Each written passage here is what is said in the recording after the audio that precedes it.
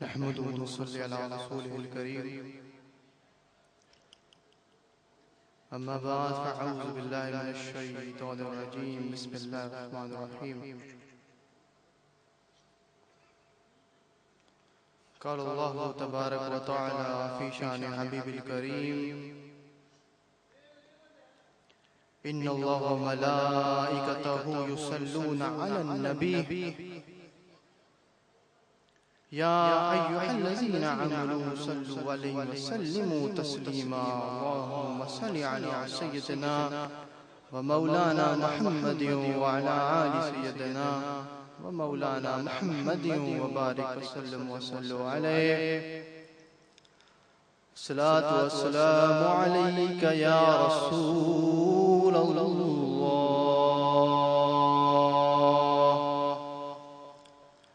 الصلاة والسلام عليك يا حبيب الله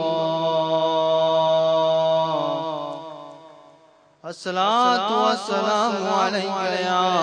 رحمة للعالمين وعلى آلك وأصحابك يا سيد المرسلين حصول برکت کے لیے ایک دفعہ بلند درود شریف پڑھیے اللہم صل علی سیدنا سب معلوم دے رہا ہے سردی کی کیفیت زیادہ لگ رہی ہے سب لوگ پیچھے سے بھی پڑھیں مل کے درود شریف اللہم صل علی سیدنا درود شریف کی تو برکتیں یہ ہیں کہ محفل جو ہے ہماری وہ قبول ہو یا نہ ہو لیکن جب درود شریف پڑھ لی جائے تو اس کے صدقے محفل ہر حال میں قبول ہو جاتی ہے آج ہماری خوش قسمتی ہے کہ اللہ تعالیٰ نے ہمیں اس محفل میں آنے کی توفیق عطا فرمائی سب سے بڑھ کر یہ کہ سلسلہ عالیہ نقشبندیہ مجددیہ کے ہمارے بزرگان دین آج ہماری سرپرستی اور رہبرائی فرما رہے ہیں یہ بھی اللہ تعالیٰ کا کرم ہے کہ ان کی شرکت ہماری اس محفل میں متوقع ہوئی اور میں اس بات پہ ایمان ہے میرا اس بات پہ یقین ہے کہ جس مبارک محفل میں یہ مبارک ہستیاں شامل ہو جائیں وہ محفل ہر حال میں قبول ہوتی ہے بلکہ یہ کہہ لیں کہ وہ محفل شروع نہیں ہوتی وہ قبولیت کا درجہ رکھتی ہے تو الحمدللہ خانوادہ مجددیہ کے چشم و چراغ حضرت قبلہ پیر فضل ربی دامت برکاتہ عالیہ علالت اور ضعیف العمری کے باوجود ہماری اس محفل میں سرپرستی اور رہنمائی فرما رہے ہیں اللہ تعالیٰ ان کا سایہ ہم سب پہ تاج سلامت فرمائے اللہ تعالیٰ ہمیں ان سے قصب فیض حاصل کرنے کی توفیق عطا فرمائے حضرت کے برادر نجمتی قبلہ پیر فضل الرحمان صاحب کچھ علالت کی وجہ سے تشریف نہیں لا سکے اللہ تعالیٰ ان کا بھی سایہ ہم سب پہ تاج سلامت فرمائے اور اللہ تعالیٰ ان کو صحت عاجلہ کاملہ نصیب فرمائے میرے پیر مرشدی استاد محترم شیخ الحدیث قبلہ صاحبزادہ ڈاکٹر عبدالخیر محمد زبیر صاحب دامت برکاتہ عالیہ الحمدللہ ہمارے درمیان موجود ہیں اصل خطاب ہی حضرت کا ہوگا یہ ان کی محبت ہے کہ انہوں نے مجھ سے خطاب کا کہا حالانکہ میرا کوئی پروگرام نہیں ہے خطاب کا اصل خطاب حضرت کا ہوگا ہم حضرت کے خطاب سننا چاہتے ہیں تو چند باتیں میں آپ کو مختصر سے وقفے میں کہتا چلوں کہ جب یہاں پہ میں آیا آج کی اس محفل میں شرکت کے لیے اور الحمدللہ اس خوبصورتی کو دیکھ کے اس سجاوٹ کو دیکھ کے دل کو اطمینان اور تقویت محسوس ہوئی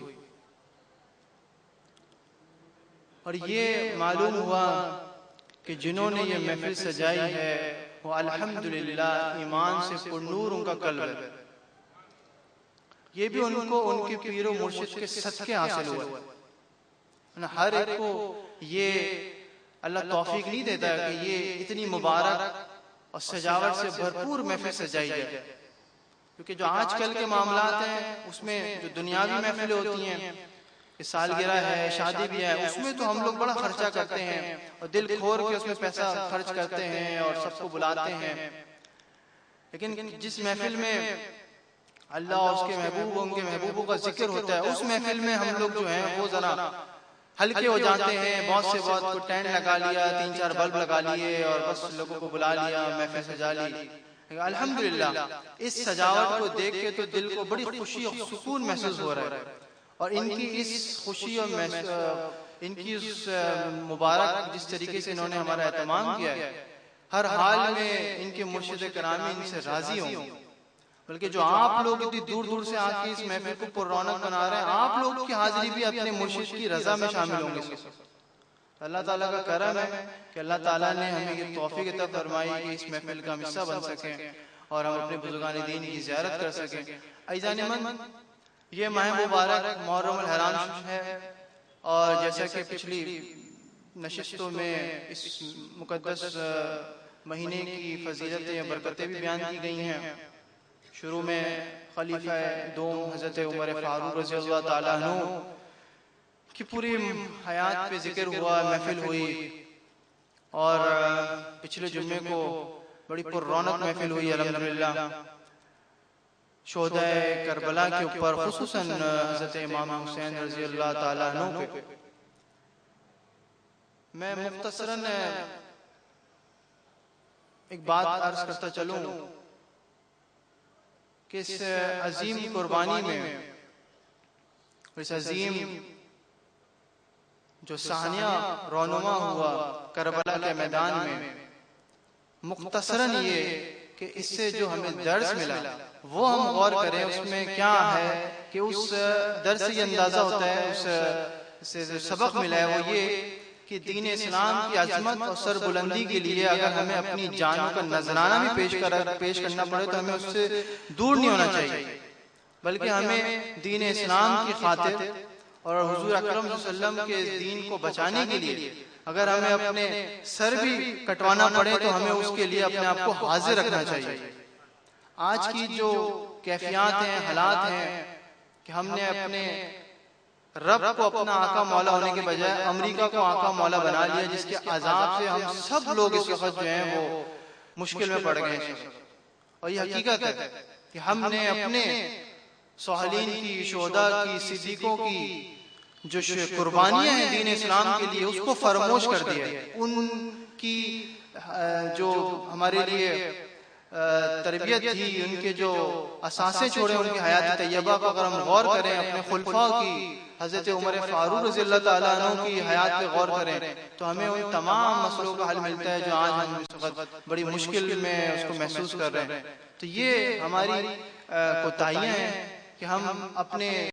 اسلامی تربیت سے مکمل طریقے سے آہستہ آہستہ دور ہوتے جا رہے ہیں، اور اللہ کا عذاب ہم پہ نازل ہوتا جا رہا ہے۔ عزیزان من، یہ جو ہم محفلیں سے جاتے ہیں، کم از کم اس میں آ کے ہمارا قلب جو ہوتا ہے وہ دھل تو جاتا ہے۔ وہ آپ دیکھیے کہ جسمانی غذا تو ہم سارا وقت کھاتے رہتے ہیں اور ساری زندگی کھائیں گے جب تک جی رہے ہیں، لیکن یہ جو روح کی غذا ہے یہ آپ کو کسی کھانے کو نہیں ملے گی، یا آپ کو کسی بھی جگہ نہیں ملے گی، یہ صرف اور صرف ان محفلوں میں آ کے ملتی ہے۔